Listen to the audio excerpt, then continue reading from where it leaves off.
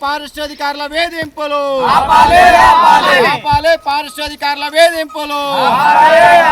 ఇవ్వాలి ప్రతి గిరిజన కుటుంబానికి 10 ఎకరాల పోడు భూమి పట్ట. ఇవ్వాలి ప్రతి గిరిజన కుటుంబానికి పోడు భూముల పట్ట. ఇవ్వాలి ప్రతి గిరిజన కుటుంబానికి 10 ఎకరాల పోడు భూమి పట్ట. ఆపాలి పారిశ్రామికారుల వేధింపులు.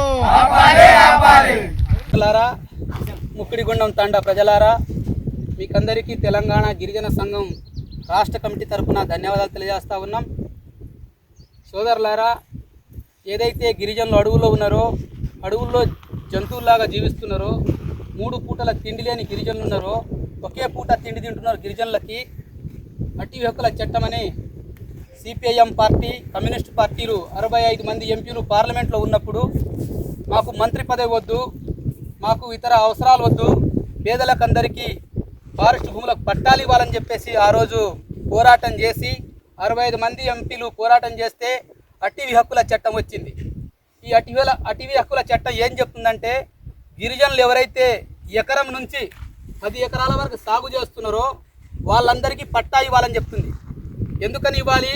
ఎందుకంటే 75 సంవత్సరాలు అయింది, గిరిజనులు తిండి తినలేని పరిస్థితి ఉన్నారు, ఆకలితో జీవిస్తున్నారు, వాళ్లకు ఇతర సౌకర్యాలు లేవు, ఆర్థిక వనరులు లేదు. కాబట్టి అడవుల్లో జీవిస్తున్నటువంటి గిరిజనులకి అటవీ భూమి ఇస్తే వాళ్ళు కనీసం పంట వేసుకొని జీవిస్తారని చెప్పేసి దాని ఉద్దేశం. అయితే ఫారెస్ట్లో ఏ గిరిజనుడైనా ఈ ప్రాంతంలో నేను సాగు చేసుకుంటా అంటే పట్టా ఇవ్వాలి. ఎవరైతే తల్లిదండ్రుల శ్మశానం ఉందో ఆ శ్మశానం చుట్టుపక్కల నేను సాగు చేసుకుంటా అంటే ఇవ్వాలి. ఈ ప్రాంతంలో మేకలు కాసిన సారు నాకు భూమికి పట్టా ఇవ్వంటే ఇవ్వాలి. ఈ ప్రాంతంలో పశువులను కాసిన సారు ఈ పట్టా ఇవ్వంటే ఇవ్వాలి. ఈ ప్రాంతంలో మేము ఇప్పపూలు ఏరుకున్నాం, లేకుంటే చింతకాయలు ఏరుకున్నాం, ఈ ప్రాంతంలో ఆకుకూరలు ఏరుకున్నాం, ఈ ప్రాంతంలో మేము సాగు చేసుకుంటామంటే పట్టా ఇవ్వాలని చెప్పి చట్టం స్పష్టంగా చెప్తుంది. కానీ ఇక్కడ ఫారెస్ట్ అధికారులు మాత్రం గిరిజనులకు మరీ దోపిడీ చేసే విధంగా, వాళ్ళకు నష్టం చేసే విధంగా ఫారెస్ట్ అధికారులు వ్యవహరిస్తున్నారు. అది మంచి పద్ధతి కాదని చెప్పేసి ఈ సందర్భంగా మేము తెలియజేస్తా ఉన్నాం. ఇప్పటికీ 12.5 లక్షల ఎకరాల భూమి తెలంగాణ రాష్ట్రంలో సాగు చేస్తూ ఉంటే 7 లక్షల ఎకరాలు మాత్రమే భూములు పంచారు. మిగతా 5 లక్షల ఎకరాల భూమి ఇంకా సాగులో ఉంది, వాళ్ళకు పట్టాలు ఇచ్చే పరిస్థితి లేదు. కాబట్టి రాజ్యాంగం కల్పించినటువంటి హక్కు 5వ షెడ్యూల్లో ఉన్నటువంటి గిరిజనులకి ఖచ్చితంగా పట్టా ఇవ్వాలి. వాళ్ళకు పట్టా ఇవ్వడమే కాదు, ఆ పొలంలో విత్తనాలు వేసుకోవడానికి విత్తనాలు కూడా ప్రభుత్వం ఇవ్వాలి. ఆ పంట పండినటువంటి పంటకి గిట్టుబాటు ప్రభుత్వమే కల్పించాలి.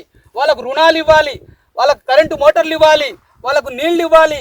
ఆ భూమికి సాగు చేసుకునేటందుకు అన్ని రకాల సౌకర్యాలు కల్పించాలని చెప్పేసి చట్టం చెప్తుంది.